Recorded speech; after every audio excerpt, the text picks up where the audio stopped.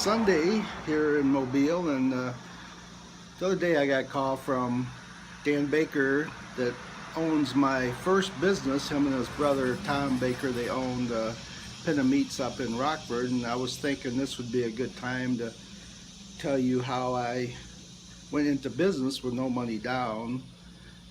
My first business back in 1976. I had been working, after I lost my 100 pounds, I kept working at the same place for 10 years, which is a testament to the fact that even though you're working for someone, if you really do a good job, that someone might recognize that you're doing a good job and may offer you a better job or may even offer you a business. And that's what happened in my case.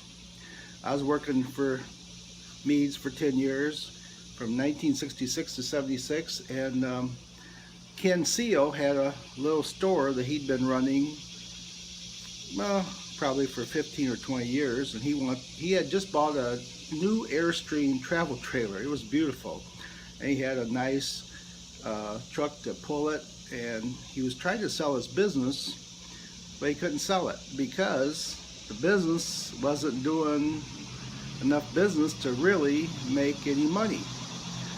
So he came over and said to me, "Rick, this was 1976, you want to buy my business?" I said, "Well, I'll go take a look at it. Nothing ventured, nothing gained." So I went over and looked at his books, and he was only doing like $3,700 a week. And I said, "Wow, even if I want to buy it, number one, I have no money, and number two, I don't think it would even pay me to buy it." Well, he kept after me. He says, "Rick, I want to sell you this business. If you'll buy it, I'll sell it to you for no money down. Just give me $300 a month and you can take it over." Well, I talked to my wife Nancy, and we decided we could try it.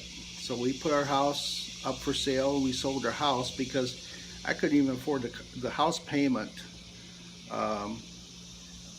running this business at first. So Ken, he let me rent an apartment upstairs above the store. He had 3 apartments up there, still do. And we moved up there in a 2-bedroom apartment. I think he charged me $200 a month, something like that. It was kind of funny because the kids would come down downstairs and in their pajamas and get the kind of cereal they wanted. You know, it was kind of an easy going deal. So we opened up July 1st, 1976. It was the bicentennial 200-year anniversary, and I can remember we opened up with only one employee, an older lady that ran the cashier. So it was me, Nancy, and this old cashier. That's all we had. But I thought at the time that all my customers from where I was working would come over and do business with me because I was so great. That's not the way it works. It was too far from the drive. It was over 2 miles away. I thought, oh yeah, these people are going to come over and give me all their business. Nah, none of those people came over.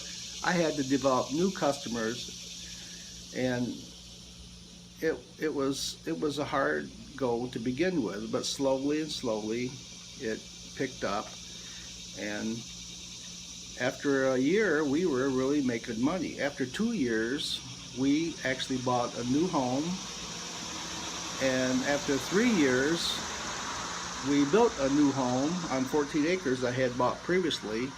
So it really picked up. Eventually I sold it to Dan and Tom Baker in 1981, I think it was, and I sold it to them for no money down. And so that's my success story, how I started my first business and how I sold my first business. So I bought with no money down, sold with no money down, but it was a great investment.